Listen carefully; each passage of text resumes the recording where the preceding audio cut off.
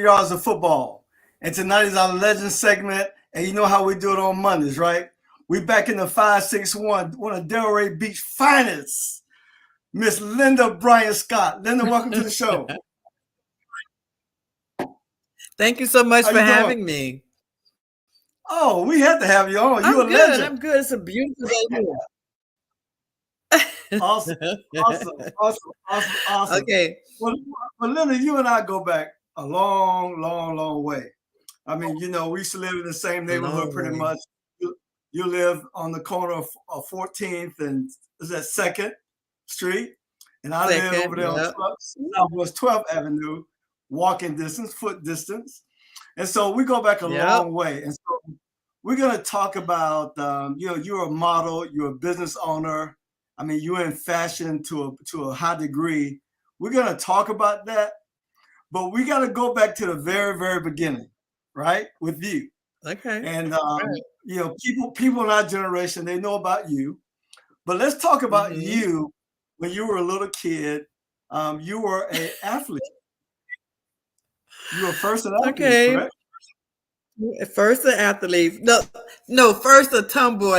Let's go into what it was. You know what we said back then. Well, I'm gonna tell y'all right now.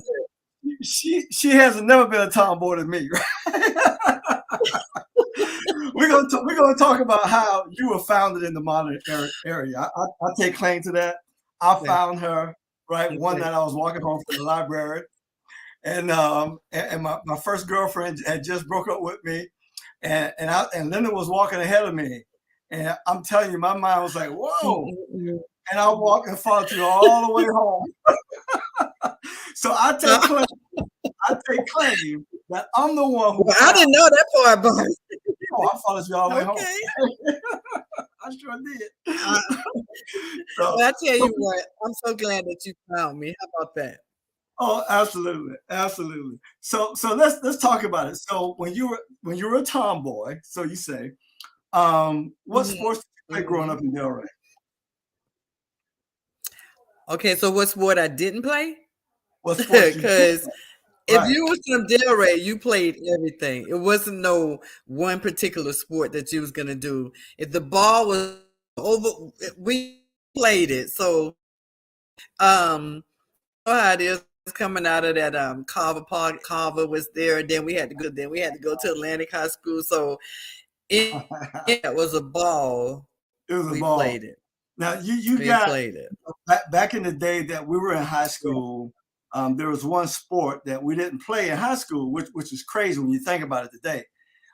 They played at the old Carver High was girls basketball, and so we didn't have a girls basketball team in the mid '70s. Right. That was crazy, right? It's amazing. First time I saw it was really crazy. I actually didn't play.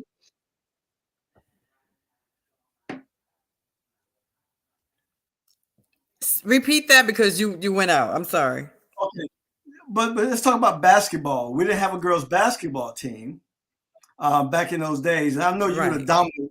I know you would have dominated the basketball floor, hands down.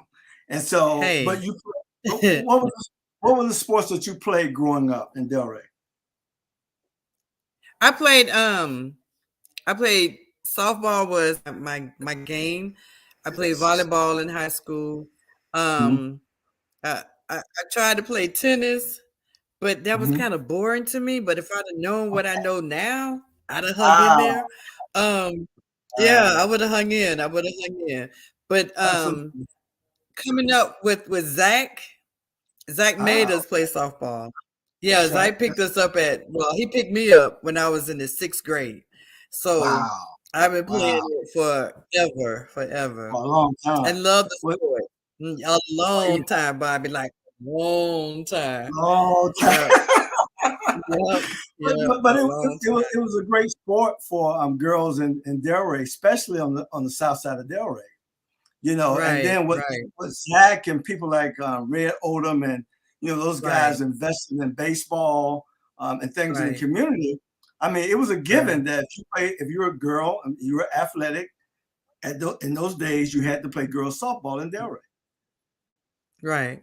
Right. And what coming up with Zach and Red Odom, Sebring and a couple of Mm-hmm. other coaches back up in there.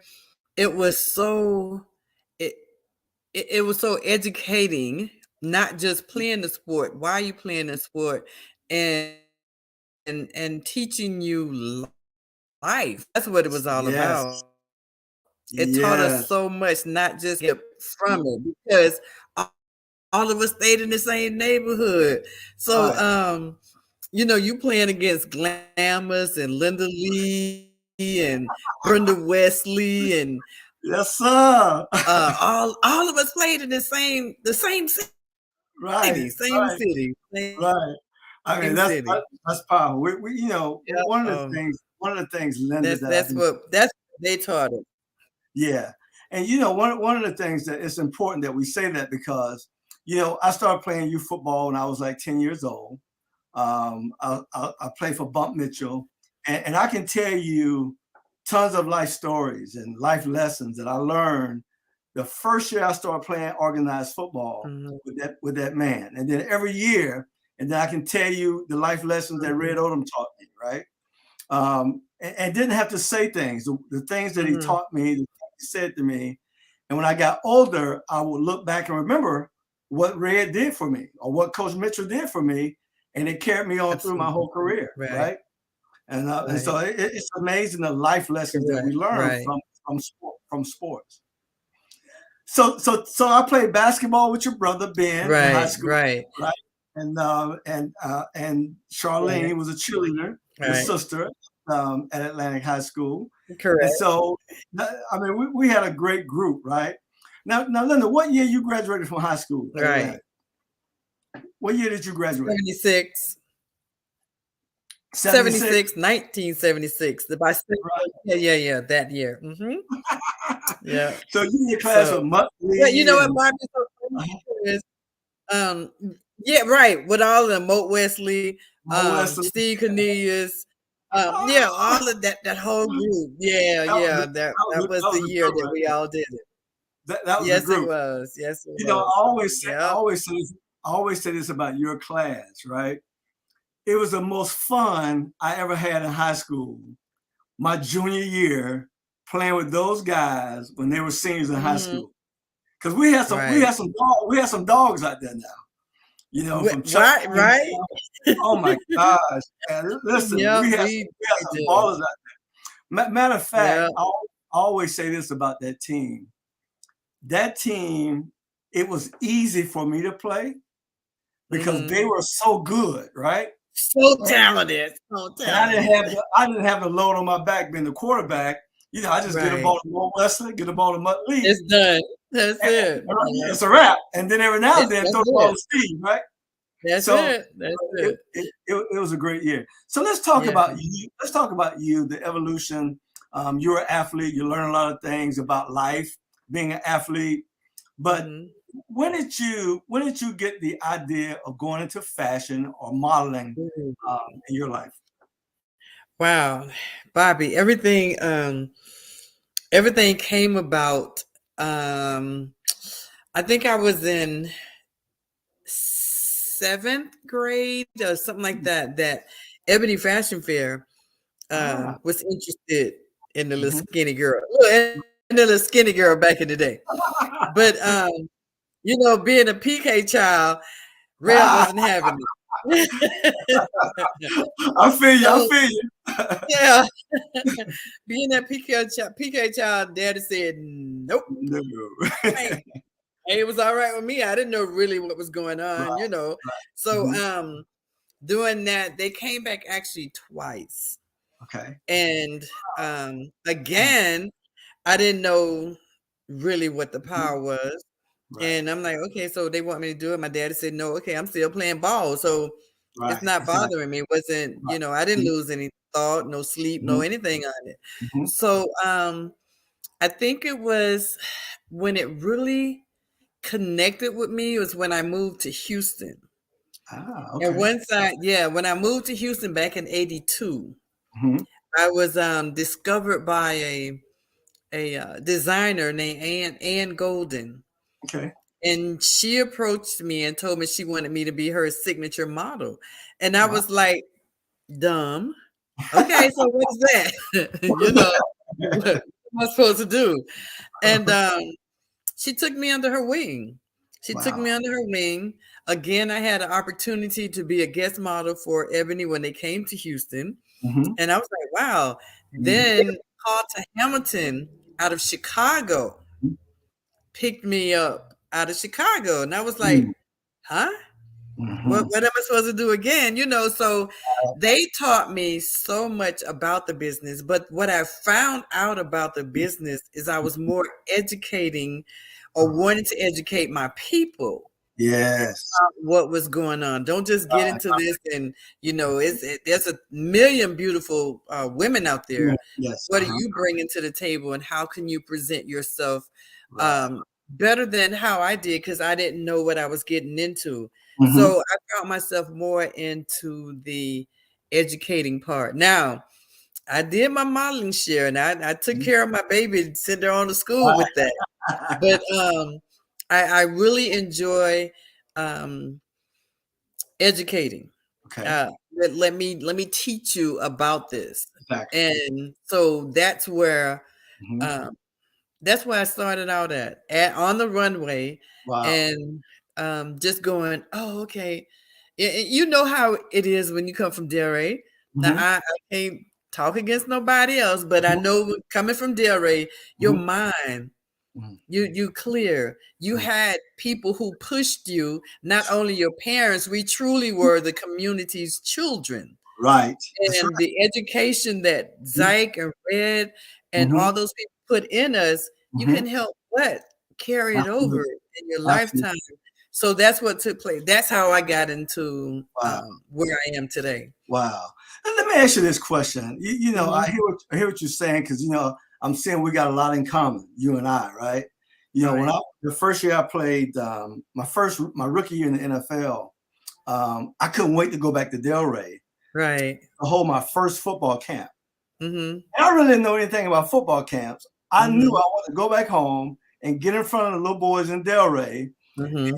bring on Red Odom, bring on Bump Mitchell, bring on all those guys Right. who coached me with Right. some of my peers from Palm Beach County, Mm-hmm. Anthony Carter, Ricky Jackson, Carlos Right. Carson, you know, all those guys who were NFL players. Otis Mm-hmm. Anderson. I brought all them back to Delray, and they helped me put on the camp. And Mm-hmm. just that give back is that education. Now, what I know what I wanted to do. I wanted to give those kids hope, you know, in the fact that, hey, look, I'm 5'11", 155 pounds my first year in the league. A lot of people don't know how small I was, right? Mm-hmm. I was a little thing, right? But I put the big Mm-hmm. shoulder pads on, make myself look bigger. Right. But if I could do it, you guys can do it too if you stay the course and you Right. learn some of the things I'm going to teach you here at this camp. Right. And in your football, the playing field is just one thing. That's it. The things that's off the field, your off the field character, the work ethic that you got to put in. Right. Right. You know, I always say the mind games you have to play with yourself, your thought life, right? Right. You know, no matter what anybody tell you, know that you can. That's right. So that's what I couldn't wait to do that. And we did that. And that was January 1982, right after my rookie year. Mm-hmm. And I'm 62 years old, Linda, and I still do football camps. Yeah. Every year, all day long, because I love touching young people's lives. And that's what we have.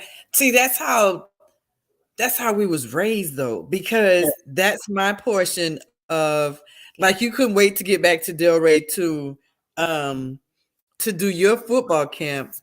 Well, when I got back home, I moved into Fort Lauderdale. Mm-hmm. And unfortunate for me, my daughter was killed in a car accident. Yes. And that took me a whole nother place to go. Right. And I said, so where am I? Who am I now? Because I don't even know. I don't know. You know, I don't know. That's how I came. Mm-hmm. So, but I again have to go back to my PK learning, and I was home on a Saturday, and I heard God for myself. Amen. Not the old people telling me, you know, God spoke to me, God ain't spoke to you. You know, that's how I said, if God spoke to you, he'll speak to me, you know. And I actually heard God speak to me in reference to what I was doing and where I was going. And I'm like, hello, what? So now I said to God, because I thought he was confused with me and Charlene. And I thought he was confused, Bobby. I know he know every strand of hair on my head. But you didn't think he had it right. I didn't think he had it right, because that meant I had to be involved with children. Yes. I ain't want to be bothered with no children.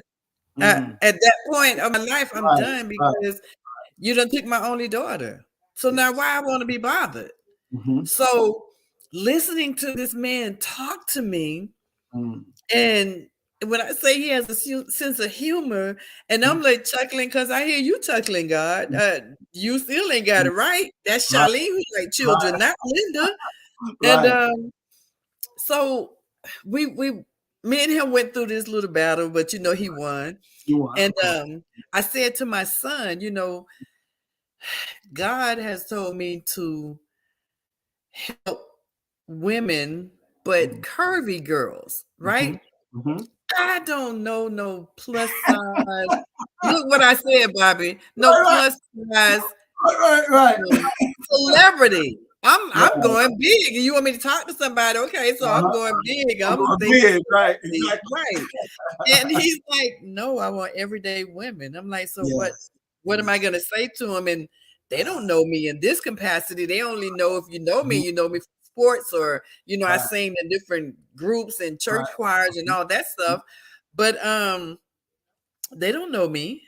But the man is so awesome, Bobby, that I ran into different women and I said, this is what I'm doing and this is who I am. And would you like to be a part of it? The first woman said, yeah. I just screamed. What?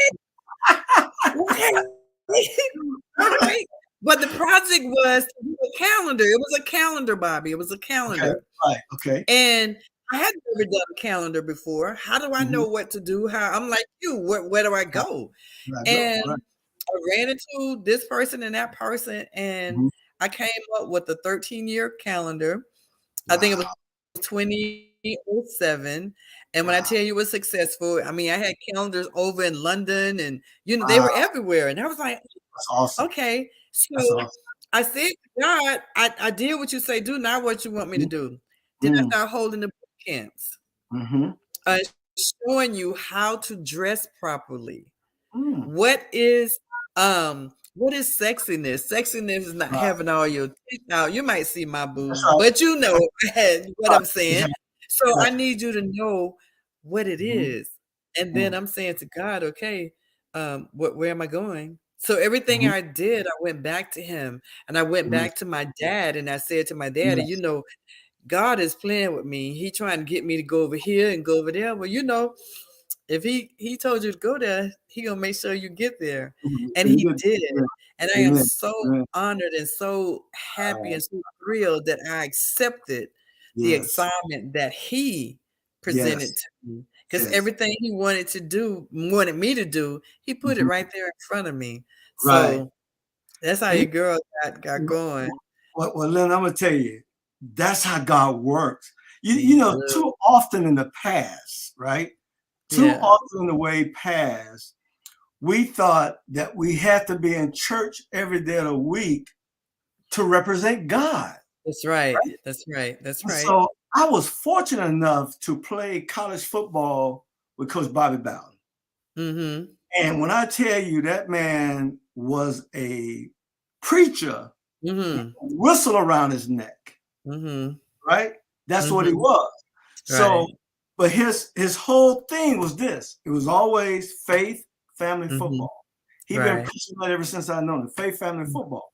And so he would take the team to church. Because when I left Delray and went to FSU, I was so happy that I was not under my daddy's thumb no more. I'm not in church every night of the week when the church door opened.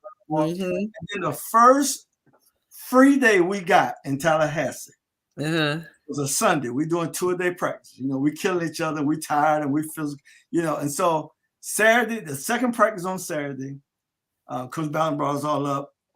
He said, listen, guys. He said, we're not going to work tomorrow. Everybody's like, ooh. But I want you to put on your Sunday best. We're going to pick y'all up at the field house and we're going to church at this time. And I was like, what? Yeah. I don't want to go to church. I want to play football, right? And so he would take us on Sundays to church. But he was always that living witness with the gifts and talent that God gave him. And that was to be a great football coach. Right. And he was great, Linda, because he put God first. Yeah. God was always first. But he was a great football player. That man, now, your daddy been a preacher ever since I've known him. Of course, my dad had been a preacher since the late 60s. Yeah. Right? I've seen a lot of people come down to the aisle and give their life to the Lord. But I'm going to tell you right now, Linda, I don't know no man, preacher, evangelist, prophet, apostle, whatever they want to call themselves. I don't know no man that has led more people to Jesus than Bobby Butler. What you say? Get you up in that office. Go up in that office. He'll be, boy, I'm telling you, he was a minister with the whistle around his neck. So that's what we're to do. Now you're out there doing your modeling business and everything, but we got to keep God first. We always everything that I do, Bobby. Everything. And so I even saw some of your videos. I see y'all pray before you even go out, and and all of a sudden there's a smile. I said, "Look at my girl. She got it right. She got it right." So listen, talk about this. What you just did, women in suits. Women in suits. Okay, so tell me about that. Women in suits. I actually was doing another project when when I got the phone call about women in suits. I'm like, women in suits. Well, all right, y'all can tell me about that later. I'm doing a project right now. I need to focus on this when I be finished on whatever date it was, and give me just a little bit so I could see whether or not I want to do this. And the young man from, I think it's New Jersey. No, the girl called me from Charlotte. She said, Miss Linda, I told him I know somebody in Texas and you would run it. I said, what I'm running, baby? And what you volunteering me for? What's going on? So when she told me, I said, well, I'm in Texas. And I believe in the saying in Texas, everything in Texas is big. I said, well, y'all get ready because y'all going to have some stuff going on. We coming at you then if I got to do that. And Bobby, the Women in Suits is Women History Month, Women Month right now. And it's all about networking because people say all the time that women can't work together. And that's not true. That's not true. My effort was so little that when I post out there, hey, I'm looking for women in suits, this is it. I'm not saying no more. I want to show you that we can do this. And they had to go through it through Eventbrite. So going through Eventbrite, they had to register. I get the model release so I can use all the photos.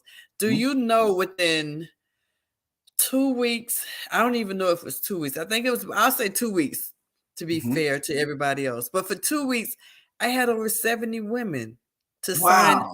Yeah. Wow. Yeah. Yeah. That's amazing. So I don't want to play with you, Bobby. I'm in my coaching mode. Listen, this is what we're gonna do. That's right. That's right. We're gonna get it. We're gonna get it together. I need my offensive coach over here, the defensive coach over there. This is what we're doing. And the ladies came up now. All 70 didn't show up on Saturday due to the fact that everybody, and there was other cities involved, and we were gonna get together.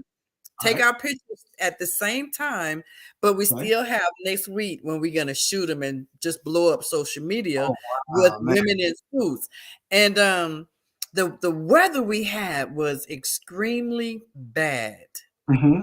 So out of all of the 70 that signed up, we had, I think, approximately, when I finished, 30 women.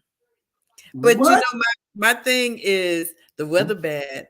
I know they all not going to show up, but I'm going to do what I got to do with whoever shows up. There you go. There you And go. the women that showed up, man, they showed out. They showed out. And they made me look so good, Bobby. Bobby, they made me look so good. I love it. I love it. I ain't done nothing, Bobby. I ain't done nothing. They made me look good. I just had this vision in my head. Okay, now when they get here, this is what we're gonna do. And they followed instructions. And that's what this business is about. If you listen and follow the directions that I give you, it's a piece of cake. Piece of cake. Wow. They did it. Well, you know now, Linda, I've known you a long time, and I heard your coaching voice before. I've heard that voice before, so I know you meant business. You know, Bobby, I'm trying to be nice, Bobby. I'm trying to sound like, yeah, let's just go ahead and do it. It's easy, yeah, Bobby.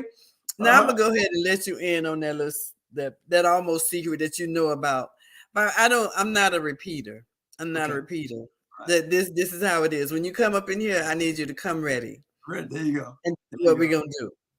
And if you just do it, and so I don't have to repeat it to you and say other words to you, it makes my job easy. It makes my job easy. So you're right. You're right. But you know, hey.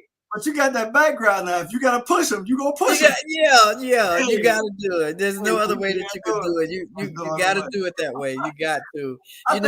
I think that's just old school training. Old school. That's old school. That's old school. That comes from your parents, my parents, and our other community parents. Because the whole community. Zach said one thing. Zach said, if you touch the ball, yes, sir, you better catch it and throw it.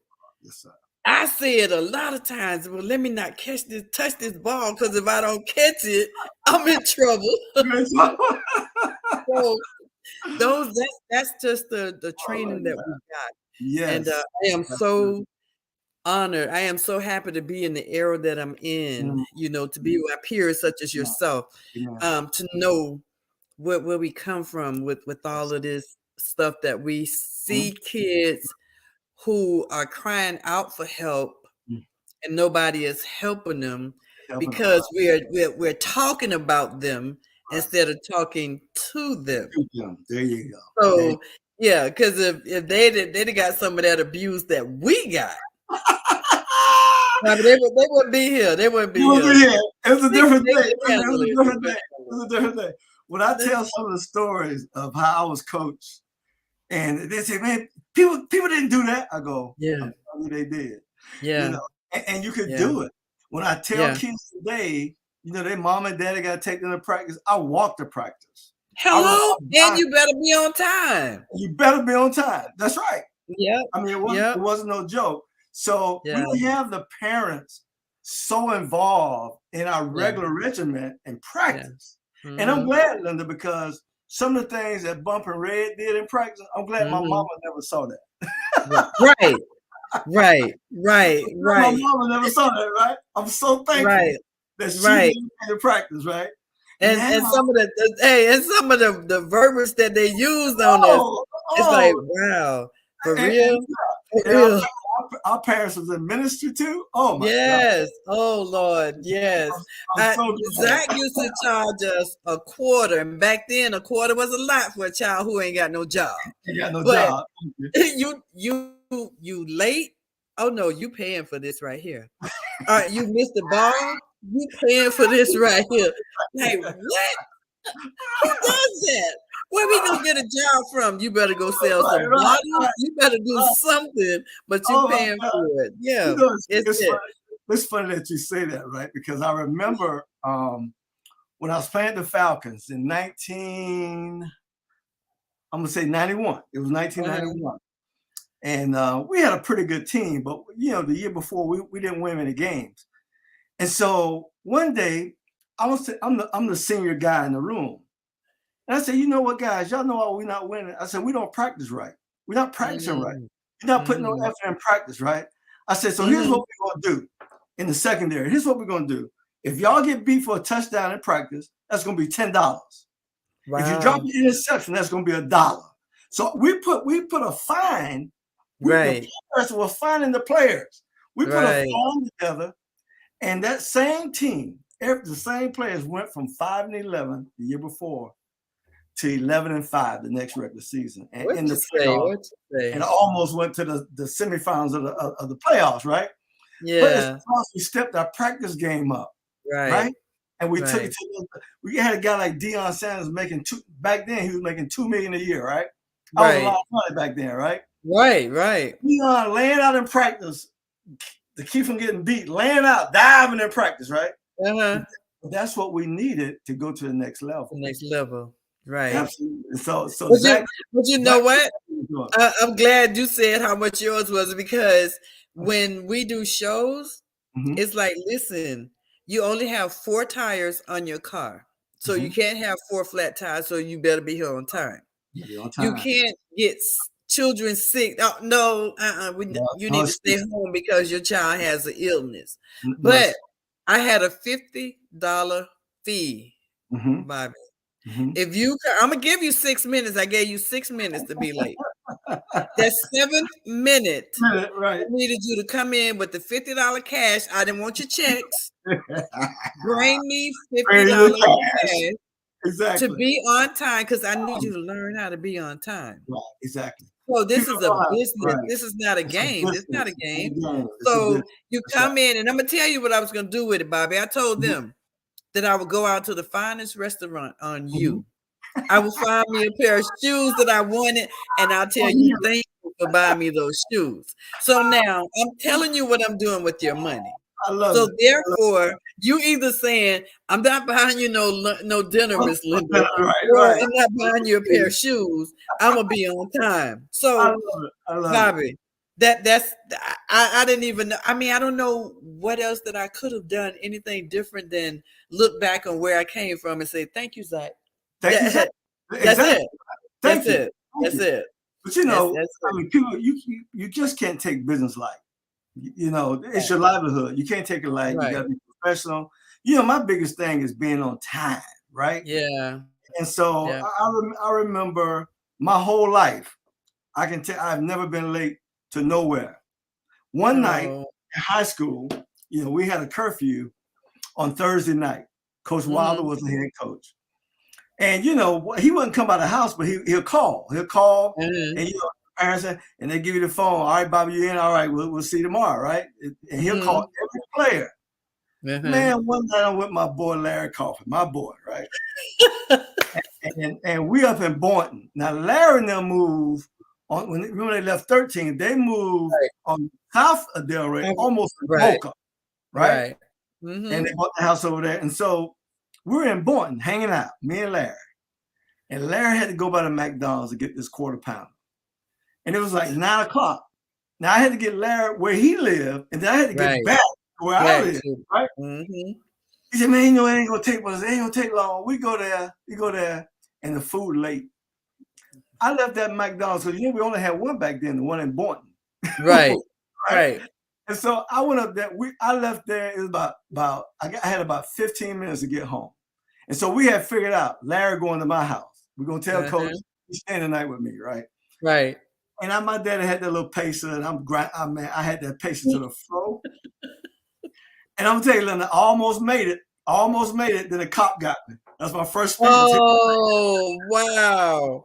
So then, not only was I late, Larry was with me, and we had to call Coach Wilder and say, "Look, Coach, I'm sorry." So, but he didn't treat us too bad. He ran us on Monday though. Hey, you gotta get there. You know, I'm late, but it's not I'm late because I'm late.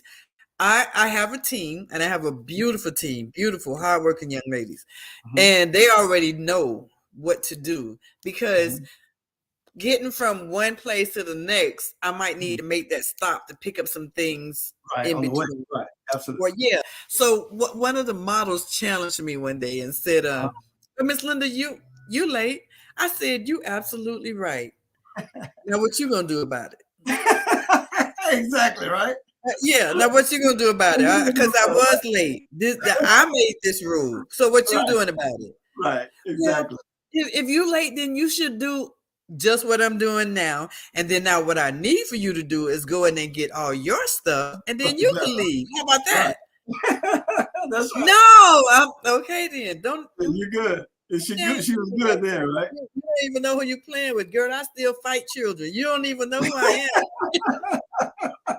I know that's right. I know I that's said, right. you don't even know. That was my aerobics. When y'all out there going to the gym, I wanted to beat up a couple of guys. So listen, don't challenge me like that.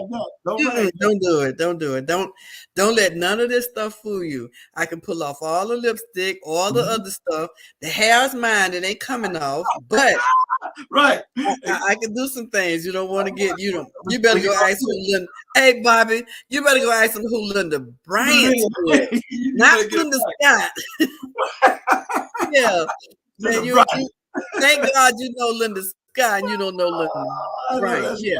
Yeah. So but that's the business that we're in, and it's awesome. I wouldn't trade it for nothing in the world, Bobby. I love what I do. I love traveling and just teaching them about the business. Let me just teach you about the business. And when I see you go further into the business, man, it's like they just wrote me a check for $5 million because I'd be so excited to see you go forward. Absolutely. It's something about that, the joy of helping somebody, propelling somebody to their destiny. Right? Yes. It's nothing like that for me, I eat it up, man, when I can help a kid do that. I just see it falls back on what my dad and Zach said. You'll always hear me talk about Zach. Zach was absolutely that go-to daddy, and my dad was always around for me. So, but Zach was there. Right. So my dad said to me one night a statement, and then Zach turned around 2 days later and said the same thing. Is that you don't want to go to your grave with the knowledge that you have and you didn't feed it into nobody. That's right, Linda. That's it. Did y'all plan to say that? My dad was like, what you talking about, baby? Because how do two people say the same thing? And it was just like, wow. Right. And Bobby, I don't care who it is or where I am. If I can help you, I'm helping you. Oh, absolutely. If I can't, I know somebody who can. There you go. And that's my whole. That's me. That's who I am. I'm not jealous. I'm jealous of Oprah. Let me just tell you. That's the kind that Bobby. I'm gonna go ahead and tell you. That's my jealousy. It stops right there. That's your button right there, right? Yeah, it stops right there. But anybody else, I don't care. How can I help you? Right. I've done this before. Let me tell you. If you go to the right a little bit, right, you can make it a little bit better for you. So I was raised up like that, just like yourself. Right. That we have to give that extended hand. We can't hold it in our pockets. We can't walk around and go, okay, now, she gonna fall in a minute, and we don't tell her you're gonna fall. Come on. Right. Yeah. Well, that's what it's all about. See, for me, Linda, we talk about ministry. That's ministry in itself. Yeah. That's ministry. That's ministry. And Bobby, so, and you love and you care for people. It's just nothing like that. Bobby, we was hoodlums out there, and my daddy said, look, my daddy had 6 kids. My daddy said, and 4 of them are going to be ministers, right? So who said it wasn't? That was me and Andrew. Oh no, it ain't us. I'm not gonna happen, right? No, it ain't us. And they will always say that it's you. And I know, Daddy, God won't let me into his pulpit. He know I ain't got good sense. He ain't gonna let me up there. But Bobby, it was just like what you said earlier. It wasn't about being in the pulpit. Right. It was that outside the pulpit thing you had to do. I'm like, oh, wait a minute. So, Daddy, yes.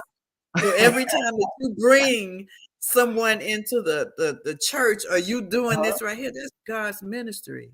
Yes. So I take my work, Bobby, seriously. Amen. I need you to know who God is and how God can help you get wherever you work. You want to know. That's right. That's right. If you hold on to his hand, he'll pull you up. He'll pull you up. Don't think that it's Miss Linda pulling you up. God. No. because he got to give me some strength to pull you up. So I know he pulling you up just as well and higher. Absolutely. So I'm just boy, listen. Let's talk about us because about to get into the church thing now. I'm ready to go there. I'm ready to go. I know we shouting already.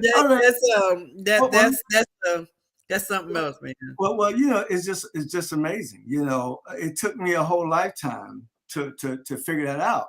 When I talk about Coach Boughton, I always talk about him because even the first time I met that man, I couldn't tell you why I felt like I was connected to this guy.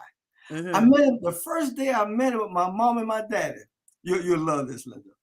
My mama had ideas where she wanted me to go play college football. She loved the idea that I played quarterback in high school.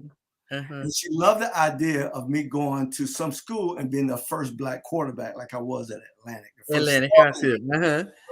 She liked that idea, right? So Alabama was recruiting me to play quarterback. Bryant now. I told my mama, I went after we went to Florida State. After the meeting with Coach Boughton, I turned to my mom. I said, look, I'm playing for that guy. My mama said, you can't make that decision now. You got to go on all your trips, right? I'm like, Mom, I'm telling you, I'm playing for this guy.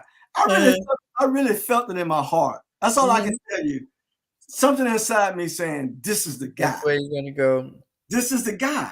Yeah. So, and then I went up to East Lansing, Michigan, Michigan State. I went on a recruiting trip to Michigan State. And it's the first time I ever saw snow, Linda, right? All right. And so I had my high school football jacket. That's all I had.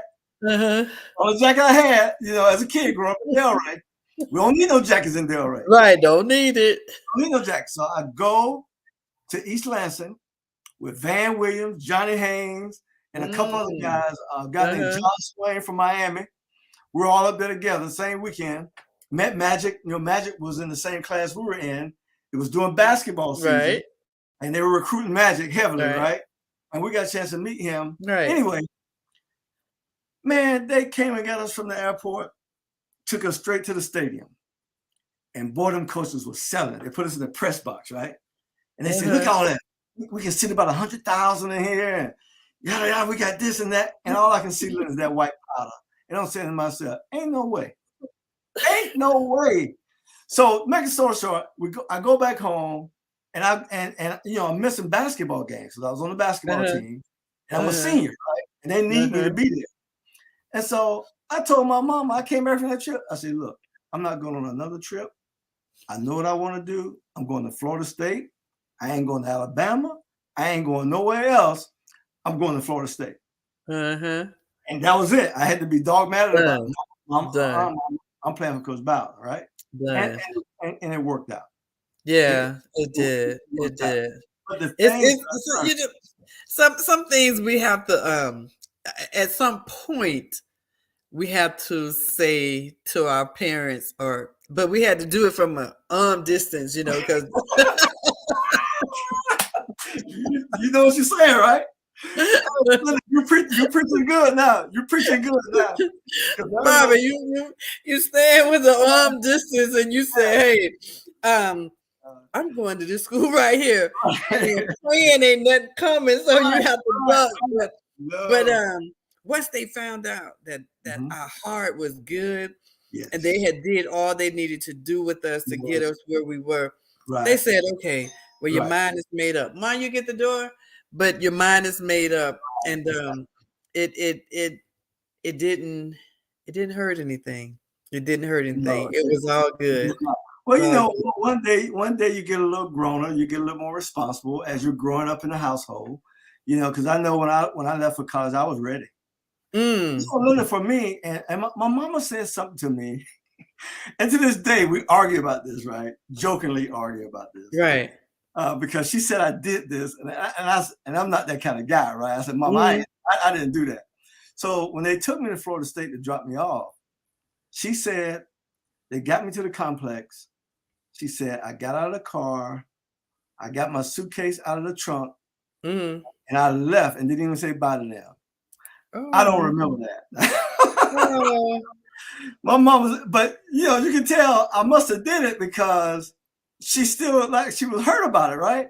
Right. So immediately it came to me, Mama, if I did that, I'm sorry. I said, but I was ready. Right. I just told her, I said, I was just ready for that time to come. I was excited. I've been dreaming about it for a long time. And it came.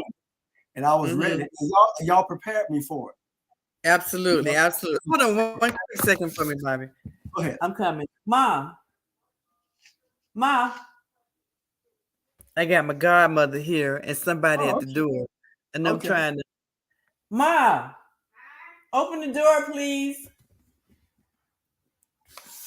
Yeah. Okay. So I'm sorry. Yeah. Yeah, but that's just how it goes. But you get a little older, you filling your oats. You might get away with a thing or two, but still, I'm with you. You need to do a couple arms lengths away. That arm distance. Them parents ain't play. And depending, it depends on which arm you were on, what side. Because my mama still could throw, Bobby. Oh, that really? lady, what? That lady was throwing everything. I'm like, oh man. So sometimes you have to be behind the wall to try to say some things and get away with it. Yeah, it's crazy, man. That was a good life. It not well because we're still here, but it is a good life. It's good life. And I'm so I remember one time talking to my mother and telling her that I appreciate every whooping you gave me. Absolutely. Everyone. I deserve probably 99% of them.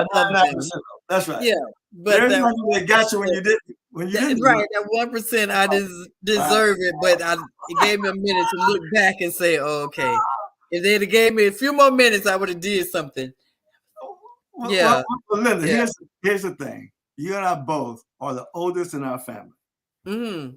All right, we're the oldest child in the family, right? Right. And our parents was a little younger. Right. And they weren't taking nothing, right? Nothing, and so you and I got it more than the rest of the kids. Am I right? Yeah, Bobby. Yeah. I used to tell my dad, I said, look, why don't you beat me Saturday night? Save me from getting whooping on Sunday. Bobby, I got it. It was 6 of us. And Ben wasn't a fighter. And I had to stop playing whatever I was playing because, Pelp and all them boys, Landell German. Oh yeah. Now I got to go beat them up. Hold on, because I can't let nothing happen to my people. To your brothers. Yeah, I said, and I look back and I'm like, man, I done got in trouble. Some of them whoopings I got was because of you. Charlene was always so sweet and innocent. She was, wasn't she? Yeah, just always. And I can't let y'all say nothing crazy to Charlene. We gotta go. Yeah, it's a done deal. So yeah, being that first child back then, you got it for everybody. You got it for everybody. That's right. Well, listen, Linda, tell the people how they can find out more about your business and what you're doing in the fashion world. They can reach me, and I'm going to give you my number, which is 832-728-3124. They can find me on any social media with Linda Scott, and then there's a Linda Scott Houston. That only means I'm in the city of Houston. My home people still have the Linda Bryant page. Right. My social media would be on Instagram is LS1426. So anything with LS1426, that's Linda Scott, and 1426 is models between the sizes of 14 and 26. That would be me. So you can't miss Linda Scott. You can't miss. Awesome. Hey, listen now, I tell you, when the Lord spoke to you and told you to do plus size, that was a right on time thing. It was. It was a God thing, and it was the right timing for it. And and it's amazing. And so you in the beginning, I know you're going like, what? You want me to do what? Yeah. That was a right on time. But you know what else I look at it as, Bobby? When I look at some of my pictures when I was that Linda Bryant girl, I was really, really skinny. I was like, dog, didn't nobody tell me I needed to eat, or you look at the picture, go, girl, you needed some weight off. So, but I had a lady who said to me, "So, do you aren't you glad? No, when are you gonna go and lose weight?" And I said, "For what? Because this is who I am. Right. I feel better being a big girl. Yes. I look better, and I know I do. So, being skinny in the modeling field, I don't want that. Right. I Exactly. want to be the big girl. I want to be the big girl. Absolutely. No, well, I don't think I said I'm healthier than them skinny girls. Right. That's right. So don't underestimate a plus size girl. Right. Exactly. Remember, I'm still your mama. I'm still your auntie. I'm still your sister. I'm still your banker. Absolutely. I said, hey, I'm all of those things. Anytime you see a plus size girl, it ain't because we eating. Right. That's just the nature of the beast. Some of us gotta be that way, and I chose to be that way. Let me stay that way. I'm in that line. Yeah. Exactly. So, Linda, let me ask you this question too, because I don't know this, but I know you are tall. How tall are you? I'm 6. The doctor said I was 6'2", but I think I'm shrinking now, so I'm gonna go ahead and just keep it with the 6'1". Yeah, I'm gonna say 6'1". I have been saying 6'1" all my life, and the doctor told me I was 6'2". I said, no, I'm gonna go ahead and stay to 6'1". So I'm gonna stay at 6'1". Yeah. Yeah, you tall. I think I've been 6'1" since 6th grade. In 6th grade, right. Because that day I founded you walking home from the library. See, now, one thing about me, Linda, this is crazy, right? I grew fast quick. So when I was in the 8th grade, I was 5'11" and a half. Yeah. I'm 62 years old. I'm 5'11" and a half. So I've been, since the 8th grade. I've been 5'11" and a half since the 8th grade. 8th grade. I've not grown a half an inch since. Wow. Mr. Hurst had me playing center on the Carver Middle School basketball team. And then when I went to high school, Toe Francis put me at point guard. Oh, I forgot about Mr. Hurst too. Yeah. Yeah, right. So, boy, we had some good people back then, Bobby. I look at here. I can stay here all day and preach because I'm still learning about Delray. Yeah. One of the things I'm probably going to share this with you. And this is something that Mr. Pompey put together, 1978, talking about the history of Carver High Athletics. Yeah. 1944 to 1964. And Linda, I'm gonna tell you, I'm gonna send it to you in an email. Yeah. Because they had girls basketball back then. They had everything. That's right. And you're gonna see some women that you know in Delray that you had no idea. But you know what's funny? I did know who those women were. Some of them. Because my mother was one. Josie B. Wilson was one. You're talking good. I see you know a little Yeah. So I knew the history of the women's athlete. Miss Lois played ball. I knew that. So if I go back and think about the people who I was under, Miss Eva May, Miss Luella, we were amongst the best. We were among the best. Yes. So I knew quite a few. Would I like to know more? And are they still living? Would I like to go and talk with them? Yes. Well, absolutely. Yes. So that's where I'm at right now, right? So I'm doing this show, and I'm doing it on Mondays. And a lot of people ask me, well, you in Delray every week. I say, well, it's a lot to talk about concerning Delray. Right. I want to get to Tallahassee a little bit more. I want to do more of the NFL stuff. Right. But man, we got so much. The Delray story is so vast and so big. Yeah. It's just hard for me to get out of it right now. And absolutely. So I'm going to email that to you because I want you to go through it. It is, put it this way. I found out about some of my relatives that played ball that I had no idea. Wow. You know who was a good basketball player, female basketball player? This gonna blow you away because you're not gonna see it, right? Because I know she don't look the part. My aunt, who taught typing at Atlantic, Vernice Butler, was a great basketball player. No, I would have never said that. Yeah, right, exactly, right. So No. that like, what? Are you kidding me? Right? Right. Oh, she was, No, I would have no, oh, I never had oh, her. No, I would have never put her in that number. she was good. Never. Yvonne Odom, Yvonne Lee Right. Lee, yep. started at Yep. Carver before she ended up going to Seacrest. Mm-hmm. Well, she integrated Seacrest, Yeah. by the way, and she was the Yeah. first African American to go to Seacrest. But she started at Carver, made a little name for herself, and then had to go to Or Seacrest the secrets, yep. when she couldn't play ball.